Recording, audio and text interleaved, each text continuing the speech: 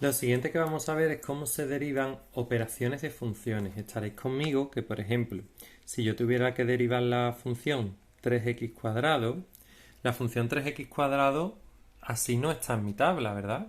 Esto es 3 por x al cuadrado, es decir, sería este tipo de función una constante por una potencial.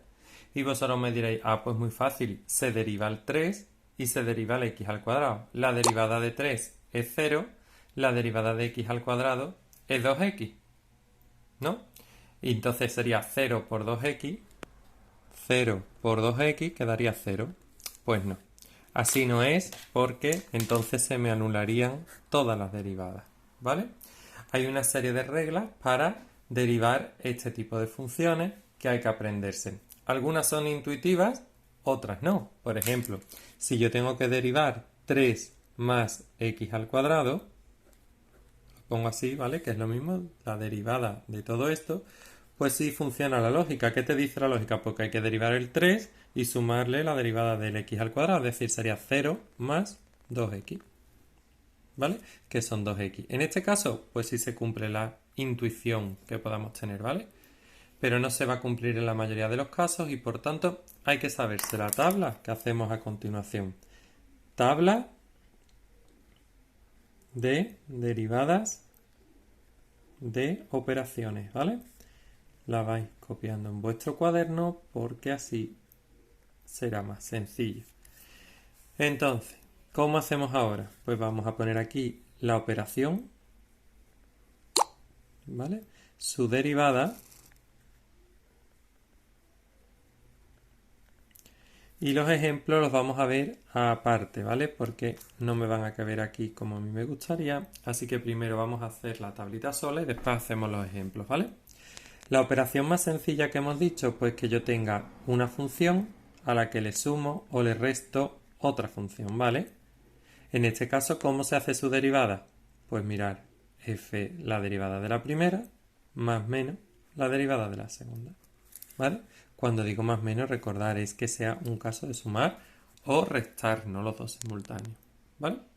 A partir de ahora, y para hacerlo más fácil, y si queréis vosotros en vuestro cuaderno, voy a poner solamente f y g, no voy a poner el de x, ¿vale? Porque como siempre vamos a trabajar con una sola variable, pues no es necesario ponerlo, ¿vale? La siguiente operación que tenemos es esta que hemos visto aquí, un número por una función, pues vamos a ponerlo, k por f, ¿vale?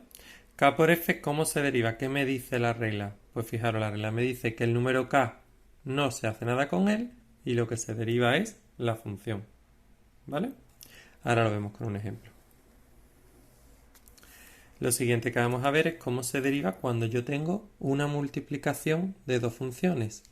¿Cómo derivo f por g? Todos me diréis, pues muy fácil, f' por g', la derivada de f por la derivada de g. Pues ya os digo que no, ¿vale? Esto se puede demostrar, lo tenéis demostrado en vuestro libro de SM, en la página 188. Yo no voy a exigir esa demostración, pero si alguien entiende o no se lo quiere aprender de memoria, tiene ahí cómo, de dónde resulta esta fórmula.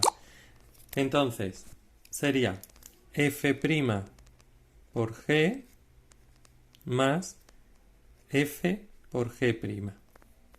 Y vosotros decís, ¿cómo? Pues mirar, es muy fácil. Es derivada de la primera función por la segunda sin derivar más la primera función por la derivada de la segunda.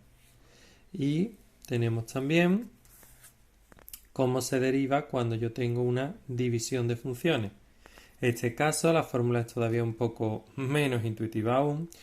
Es parecida a la de arriba, pero bueno, sería la derivada de la primera función, de la función del numerador, por el denominador, menos el numerador por el denominador derivado partido de el denominador al cuadrado. Vamos con los ejemplos.